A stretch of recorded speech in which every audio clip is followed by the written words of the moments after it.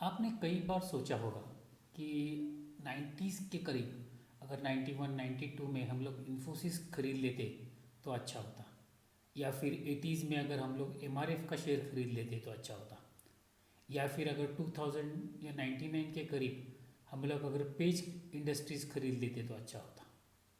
तो ये जब सब बड़ी बड़ी कंपनियां हैं उनको अगर जो शुरू में अगर हम लोग खरीद लेते तो आज हमारा मुनाफा कई गुना ज़्यादा होता। नमस्ते, मैं लक्ष्मीकांत चौधरी। आज हम लोग एक ऐसे ही फंड के बारे में बात करने जा रहे हैं जिसका फंड मैनेजर ऐसे जो वैल्यू स्टॉक्स है उनको ढूंढ के उनमें इन्वेस्ट करता है। तो आज का हमारा फंड जो रिव्यू कर रहे हैं हम लोग वो है HDFC स्मॉल कैप। तो देखिए, पहले फंड के लिए, किसी भी फंड के लिए सबसे इम्पोर्टेंट आदमी अगर कोई है तो वो फंड का मैनेजर है। नॉर्मली हम लोग क्या करते हैं कि फंड का कंपैरिजन कर लेते, फंड का रिव्यू देख लेते, फंड एक एक फंड का दूसरे फंड के साथ परफॉर्मेंस देख लेते, और कभी कभी तो हम लोग इन्वेस्ट इसीलिए कर देते कि हमारा एडवाइज़र हमें वो फंड सजेस्ट कर रहा है। लेकिन 90% लोगों को वो जब फंड में इन्वेस्ट करते तो उनको पता भी नहीं है कि उनके फंड का फंड मैनेजर कौन है। तो इस फंड का, HDFC स्मॉल कैप का फंड मैनेजर है वो है चिराग सेतलवाल। चिराग सेतलवाल का जो एक 45 ईयर्स के जो डायनामिक फंड मैनेजर है, और इनका स्पेशलिटी ये है कि ये लास्ट कई सालों से स्मॉल कैप में ही काम करते आ रहे हैं। इस पर इनको टोटल जो ओवरऑल एक्सपीरियंस है इनका वो करीब करीब 22 साल का है, और 28 जून 2014 को इन्होंने ये फंड का मोर्चा, तब से वो इस फंड का मोर्चा संभाले हुए हैं। और बाकी जो फंड HDFC AMC में HDFC स्मॉल कैप के साथ ये जो मैनेज कर रहे हैं उसमें है HDFC मिड कैप अपॉर्चुनिटीज़, उसके बाद हाइब्रिड इक्विटी, और उसके बाद HDFC रिटायरमेंट सेविंग फंड। अभी मैं ये क्यों बता रहा हूँ कि बाकी कौन से फंड इस फंड के साथ ये मैनेज कर रहे हैं। काफ़ी बार लोग ये गलती कर देते हैं कि एक ही फंड हाउस के मल्टीपल फंड्स में इन्वेस्ट कर देते हैं। तो वहाँ पे जब जब आप लोग ऐसा करते हैं तो आपका डाइवर्सिफिकेशन है वो उतना ही नहीं हो पाता है, क्योंकि अगर सिंगल फंड मैनेजर और 2-3 स्कीम मैनेज कर रहा है और आप तीनों की तीनों स्कीम में इन्वेस्ट कर रहे हैं तो आपका डाइवर्सिफिकेशन उतना नहीं हो रहा है। आपका जो फंड है उसके साथ उसका मैनेजर भी चेंज होना चाहिए, तो उसका अप्रोच चेंज होता है, उसका स्टॉक स्पीकिंग का जो प्रोसेस है वो चेंज हो जाता है, किस सेगमेंट पे, किस स्क्रिप्ट पे वो बुलिश है या बेरिश है वो चेंज हो जाता है। तो इसीलिए आपको ख्याल रखना है कि आपका जो पोर्टफोलियो है उसमें खाली स्कीम का डाइवर्सिफिकेशन न हो, असेट क्लास का डाइवर्सिफिकेशन न हो, तो AMC का और फंड मैनेजर के हिसाब से भी डाइवर्सिफिकेशन होना उतना ही ज़रूरी है। तो नेक्स्ट है, ये फंड का ऑब्जेक्टिव क्या है। ये फंड का ऑब्जेक्टिव है कि लॉन्ग टर्म में आपको कैपिटल एप्रिसिएशन लेके देना। देखिए, ये स्मॉल कैप फंड है, तो स्मॉल कैप फंड कभी भी 1 साल या 2 साल या 3 साल का होराइजन होते हुए इन्वेस्ट नहीं करना चाहिए। कम से कम अगर आपका होराइजन जो है, इन्वेस्टमेंट होराइजन, वो 5 साल से ऊपर और करीब करीब 7 या 8 साल का हो तो आप जरूर आँख बंद करके आप स्मॉल कैप में जाइए और एक अच्छे फंड में इन्वेस्टमेंट कीजिए, आपको रिटर्न अच्छे ही मिलेंगे। उसके बाद हम लोग देखेंगे कि इन साहब का, सेतलवाड़ साहब का जो इन्वेस्टमेंट जो स्कीम इस फंड में है वो इन्वेस्टमेंट अप्रोच स्कीम कैसा है। तो इनका जो ये फंड का जो है, सिंस ये स्मॉल कैप फंड है तो करीब करीब इक्विटी का जो पोर्शन है वो कम से कम 80% है, और उस 80% में इनका करीब करीब 65% जो है वो उनका स्मॉल कैप कंपनीज में है। तो अभी स्मॉल कैप कंपनीज अगर आपको पता नहीं है तो स्मॉल कैप का क्या है, तो मार्केट कैपिटलाइजेशन के हिसाब से 250, पहले 100 कंपनीज जो है वो आपकी लार्ज कैप कंपनी बन गए, उसके बाद 101 से लगा के 250 तक जो कंपनी है, नेक्स्ट 150 कंपनीज जो है वो आपके मिड कैप बन गए, और उसके बाद 250 के बाद के जो सब कंपनीज हैं वो आपके स्मॉल कैप कंपनीज बन जाते हैं। तो ये फंड का फोकस क्या है उनका, कि वो लोग फोकस कर रहे हैं स्मॉल कैप पे। और दूसरा उनका जो अप्रोच है कि जो लोग नीच एरिया में अप्रोच कर ऑपरेट कर रहे हैं, कि जैसे कि एक कोई ऐसा सेगमेंट है उस पर वो कंपनी फोकस लगा के काम कर रही है। ऐसे कंपनीज में। या फिर अभी देखा जाए, अभी कोविड का ये सब ये चल रहा है कोरोना का, तो जो कंपनी स्पेसिफिकली समझो अगर वायरस पे काम करती है और उनका स्पेशलिटी उसी में है, तो उसको कहते हैं कि उनका नीच जो है वो उस सेगमेंट में है। उसके बाद ये लोग क्या करते हैं कि रिलेटिवली समझो, जैसे मैंने पहले ही हमारा वीडियो शुरू होते वक्त कहा था कि ये लोग इन्फोसिस को जब वो छोटा है तभी कैच करने की कोशिश कर रहे हैं। सोचिए, मैं वर्ड इस्तेमाल कर रहा हूँ कोशिश कर रहे हैं, इसका मतलब हर टाइम ये कर पाएंगे पता नहीं, लेकिन इनका कोशिश ये है कि वो छोटा जब कंपनी है तभी उसको ढूंढ के उसमें इन्वेस्ट करना। उस दूसरा उनका रिटर्न जो है और लॉन्ग टर्म का रिटर्न है उसके ऊपर उनका फोकस रहता है। तीसरा जो उनका जो है कि ये फाइनेंशियल स्ट्रेंथ जो है और उनका बिजनेस मॉडल कितना सस्टेनेबल है उसके हिसाब से इनका अप्रोच है कि इन्वेस्ट कर रहा। देखिए, बिजनेस मॉडल सस्टेनेबल होना चाहिए, क्योंकि क्या होता है कि कुछ कुछ बिजनेस के आइडियाज़ बहुत अच्छे होते हैं, लेकिन वो मार्केट कंडीशन में और वो कंट्री के एनवायरनमेंट में सस्टेन करेगा नहीं या नहीं, कुछ बोल नहीं सकते।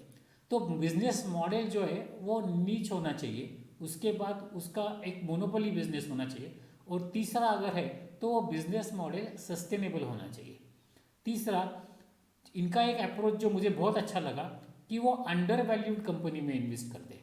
मतलब क्या कि जब मार्केट समझो करेक्ट हो गया और आज एक अच्छा वैल्यू देने वाला कंपनी अगर सस्ते में मिल जाता है, तो ऐसे कंपनी स्मॉल कैप कंपनीज ढूंढ के इसमें ये लोग इन्वेस्ट करते हैं। तो इनका बिजनेस जो अप्रोच है, इन्वेस्टमेंट अप्रोच, वो इस तरह से रहा। उसके बाद है कि ये फंड के फैक्ट्स हम लोग देखेंगे। देखिए, फंड का जो टोटल एसेट अंडर मैनेजमेंट है वो करीब करीब 7,510 है।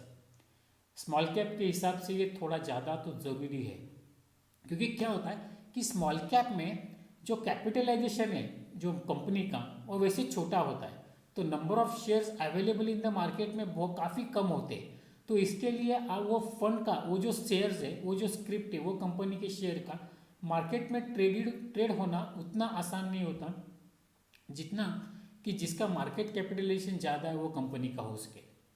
तो इसके लिए इस हिसाब से अगर स्मॉल कैप कंपनी का जो AUM है 7,510 के करोड़ के करीब, तो लग तो थोड़ा ज़्यादा है। डेट ऑफ इंसेप्शन जो है ये कंपनी का, ये 3 अप्रैल 2008 को शुरू हुई कंपनी है। इसका इनका बेंचमार्क इंडेक्स जो है वो निफ्टी स्मॉल कैप 100 है। उनका कैटेगरी है इक्विटी स्मॉल कैप। कम से मिनिमम आप लमसम इन्वेस्ट कर सकते हो वो 5,000 है, और SIP आप 1,000 रुपये से कर सकते हो। इसमें dividend growth, dividend pay out या डिविडेंड री इन्वेस्टमेंट, ऐसे तीनों ऑप्शन आपको मिलेंगे। इनका एक्सपेंस रेशियो है वो करीब करीब 1.93% है। और इनका रिस्क टू रिटर्न, तो ये जो फंड है स्मॉल कैप फंड है, मैंने जैसे कहा इसमें हाई रिटर्न मिलने के चांसेस होते हैं, तो इसमें हाई रिस्क भी होता है। तो इसमें रिस्क जो है आपका वो मॉडरेटली हाई है। ये आपको ठीक से समझना चाहिए कि उसके पहले कि आप पैसा लगाए आपको रिस्क कितना है और रिटर्न कितना आ सकता है वो समझ लेना बहुत ही ज़रूरी होता है। अब ये देखिए कि इनका एसेट एलोकेशन कैसा है। जैसे मैंने कहा कि करीब करीब इनका 90% जो है वो अभी इक्विटी में है, उसमें 6% जो है इनका लार्ज कैप है, करीब करीब 17.3% जो है इनका मिड कैप में है, और 69% जो है ये इनका स्मॉल कैप में है, और इनका 7.7% के करीब एक डेट या बाकी जो है उनमें इनका इन्वेस्टमेंट है। अभी देखते हैं हम लोग कि इनका पोर्टफोलियो कैसा है। तो मैं हर तो स्क्रिप्ट जो इसमें लिखा हुआ है पोर्टफोलियो में उसके नाम पढ़ के नहीं दिखाने वाला हूँ, लेकिन आप थोड़ा पॉज करके ये वीडियो में जो कंपनीज के मैंने नाम दिखाए ये आप ज़रूर देख लेना। साथ ही मैंने जो सेक्टर्स के नाम भी यहाँ पे लिस्ट किए हुए इनको भी आप ज़रूर देख लेना, क्योंकि आपको पता चलता है कि इनका जो है समझो एक पहले टॉप 10 कंपनी में इनका इन्वेस्टमेंट कितना हो रहा है। तो टॉप जो 10 कंपनी है, जैसे जो अरविंदो फार्मा से शुरू हो रहा है, फिर फर्टिलाइजर है, फिर परसिस्टेंट है, तो इनका करीब करीब 30.82% जो है वो टॉप 10 कंपनीज में इन्वेस्टमेंट है। टॉप जो उनके 10 सेक्टर्स है, टॉप 10 सेक्टर्स में उनका करीब करीब 70% के करीब इन्वेस्टमेंट हो रहा है। इनका अगर हम लोग परफॉर्मेंस देखें तो एक साल का परफॉर्मेंस इनके बेंचमार्क इंडेक्स से कंपेयर करें हम लोग, तो एक साल में स्मॉल इसने HDFC स्मॉल कैप ने दिया है 19% रिजल्ट, जबकि निफ्टी का जो बेंचमार्क इंडेक्स है उसका 18.41 है। तो करीब करीब यहाँ पे एक साल का रिटर्न जो है वो इनका बेंचमार्क इंडेक्स और इनका साथ ही साथ चल रहा है। 3 साल का देखें तो यहाँ पे डिफरेंस दिख रहा है आपको कि HDFC स्मॉल कैप का जो है -4.71 है, जबकि बेंचमार्क इंडेक्स जो है वो करीब करीब -13% है। और 4 साल का अगर या 5 साल का अगर हम लोग यहाँ पे देखते हैं तो यहाँ पे काफ़ी अच्छा डिफरेंस दिखता है। और फंड का परफॉर्मेंस जो है, स्पेसिफिकली मैं कहता हूँ कि जब हम लोग स्मॉल कैप फंड्स के बारे में बात करते हैं ना, तो 1, 2 या 3 साल का रिटर्न देखना मायने नहीं रखता है। देखिए अगर इन ये कंपनीज का ये फंड्स का अप्रोच कैसे होता है कि समझो आपको आज प्लान करना है कि आगे जाके जो कंपनी बड़ी होने वाली है, जो रिटर्न करने वाली है, वो शुरू में ही उनमें इन्वेस्ट करते हैं। तो जब कोई बिजनेस नया स्टार्ट होता है या स्मॉल होता है उनका लेवल, ये तो उस टाइम पे उसमें उतना रिटर्न एक्सपेक्ट करना बराबर नहीं हो सकता है। तो अभी देखिए 5 साल का जो रिटर्न आप यहाँ पे इसका कंपेयर करेंगे तो फंड का रिटर्न है 4.47%, इनका बेंचमार्क इंडेक्स का रिटर्न है -2.12%, और उस कैटेगरी में जो सब बाकी कंपनी जो कंपनीज हैं उनका करीब करीब एवरेज बन रहा है 3.06%। तो यहाँ पे 5 साल के इसमें एक कंपनी ये फंड अच्छा करता हुआ दिखाई दे रहा है। यहाँ पे हम लोग पीयर कंपैरिजन कर लेते तो आपको और भी कहीं फंड्स होंगे कि जो यहाँ पे नाम नहीं दिख रहे होंगे, मसलन के SBI स्मॉल कैप आपको ये लिस्ट में नहीं दिख रहा है। तो मैं आपको बताता हूँ मैंने क्यों ऐड नहीं किया है। देखिए अभी मैंने जैसे आपको पहले स्लाइड में दिखाया कि इनका बेंचमार्क इंडेक्स जो है वो निफ्टी स्मॉल कैप 100 है। तो हम लोग जो इनका पीयर कंपैरिजन कर रहे हैं वो खाली निफ्टी स्मॉल कैप 100 जिनका बेंचमार्क है उन्हीं से कंपेयर कर रहे हैं, ना कि जो BSE स्मॉल कैप से कंपेयर कर रहे हैं या निफ्टी स्मॉल कैप 250 में कंपैरिजन हम लोग नहीं कर रहे। हम लोग खाली उन फंड्स के साथ कंपैरिजन कर रहे हैं जिनका और इनका बेंचमार्क इंडेक्स जो है वो सेम है। तो अभी देखिए HDFC स्मॉल कैप के रिटर्न्स और बाकी जो फंड्स है, आदित्य बिरला सन लाइफ है, एक्सिस स्मॉल कैप है, कोटक स्मॉल कैप है, सुंदरम है, उसके बाद यूनियन स्मॉल कैप है, या फिर इनका बेंचमार्क इंडेक्स, यहाँ पे मैंने 1 साल, 3 साल और 5 साल के जो रिटर्न्स है वो मैंने आपको यहाँ पे शेयर किए हुए। अगर आप 10 साल का देखिए तो आपको पता चल जाएगा कि किस कंपनी किस फंड का परफॉर्मेंस करीब करीब कैसा अच्छा आ रहा है। और यहाँ पे एक और चीज़ है कि आप जब अभी मैं हर फंड का नाम नहीं ले रहा हूँ या मैं कोई फंड बता नहीं रहा हूँ कि ये ठीक है या गलत है। यहाँ पे आपको ये वीडियो पॉज करके देखना है कि यहाँ पे नंबर्स कैसे आ रहे हैं, क्योंकि मैंने कोई रैंकिंग विंकिंग यहाँ पे लिया नहीं है, ना ही मैंने रैंकिंग को अहमियत दी है यहाँ पे। उसके बाद अगर हम लोग देखेंगे तो ये फंड के जो रिस्क रेशियोज है वो हम लोग यहाँ पे दिखा रहे हैं। तो HDFC स्मॉल कैप और इक्विटी स्मॉल कैप कैटेगरीज में नंबर कंपेयर किया हुआ है। यहाँ पे मैंने स्टैंडर्ड डेविएशन, शार्प, बीटा और अल्फा, ये तीनों में किया है। तो आप देखेंगे कि अल्फा जो ये फंड जो अल्फा जनरेट कर रहा है वो उसके कैटेगरी के लगभग दुगना जनरेट कर रहा है। तो और बीटा भी आप देखेंगे तो करीब करीब 9.9 के करीब है। तो इसका जो रिस्क रेशो है वो थोड़ा कम हो जाता है। और उसके बाद स्टैंडर्ड डेविएशन देखेंगे तो इक्विटी स्मॉल कैप कैटेगरी के करीब करीब उतना ही चल रहा है। तो यहाँ पे आपको ये रिस्क रेशो देख के, अगर आपको ये रिस्क रेशो के बारे में और भी कुछ जानना हो तो मेरा एक मराठी में वीडियो है कि उसमें आप जाके वो डिटेल दे सकते, या फिर मुझे कमेंट बॉक्स पे कमेंट, अगर आपको चाहिए कि कुछ सब इसमें जो मैंने कहा है उसके बारे में आपको क्लैरिटी नहीं आ रहा है, थोड़ा कन्फ्यूजन हो रहा है, तो आप मुझे कमेंट कर दीजिए। फिर मैं वो आप जो सजेस्ट करेंगे वो वीडियो या फिर आप कमेंट करते उसके जो आंसर्स है मैं आपको वहाँ पे दे पाऊँगा। तो यहाँ पे हमने देखा कि इसका इम्पोर्टेंट रेशोज जो है वो क्या है। अभी यहाँ पे सबसे इम्पोर्टेंट थिंग कि ये फंड में किसने इन्वेस्ट करना चाहिए। पहली बात, जो इन्वेस्टर लॉन्ग टर्म में रिस्क एक्सेप्ट कर सकता है, एपिटाइट है जिनका रिस्क कर सकते, तो उन लोगों के लिए इक्विटी ठीक है।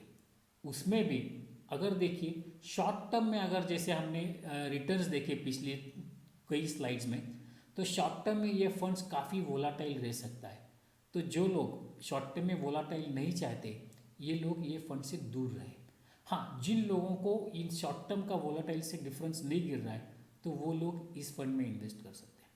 मैं सजेस्ट करूँगा कि जिन्होंने नया नया शुरू किया है म्यूचुअल फंड में इन्वेस्टमेंट या इक्विटी में म्यूचुअल फंड, ये लोग भी ज़्यादा पैसा इस फंड में ना लगाएं, क्योंकि जब आपका एक्सपीरियंस बढ़ता है, जब आपको इन्वेस्टमेंट का आपका नॉलेज बढ़ता है, धीरे धीरे आप सीखते सीखते ऐसे फंड में इन्वेस्ट कर सकते हैं। तो यहाँ पे दूसरा है कि जिनका जो जो इन्वेस्टर है, जिनको महंगाई का दर है, इन्फ्लेशन है, उनको बीट करने के लिए इन्वेस्टमेंट करना है, तो यस, ये फंड में इन्वेस्ट कर सकते हैं। जिनका इन्वेस्टमेंट का होराइजन समझो कि आपको 3 साल के बाद एक इसका आपका एक फाइनेंशियल लक्ष्य है, 3 साल के बाद है, तो आप इस फंड में इन्वेस्टमेंट कीजिए।